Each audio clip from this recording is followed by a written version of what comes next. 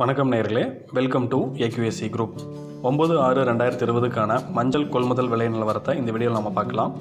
தினசரி விலை நிலவரங்களை தெரிந்து கொள்ள இந்த சேனலை சப்ஸ்கிரைப் பண்ணி பெல் பட்டனை ப்ரெஸ் பண்ணிக்கோங்க.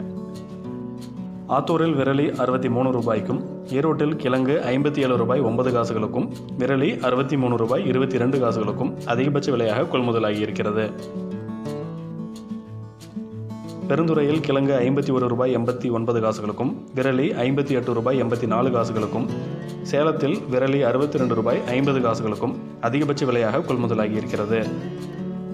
நாமகிரிப்பேட்டையில் கிழங்கு 66 ரூபாய் 81 காசுகளுக்கும், விரலி 81 ரூபாய் 53 காசுகளுக்கும், திருச்செங்கோட்டில் கிழங்கு 62 ரூபாய் 32 காசுகளுக்கும், விரலி 75 ரூபாய் 43 காசுகளுக்கும் அதிகபட்சமாக கொள்முதலாகி இருக்கிறது.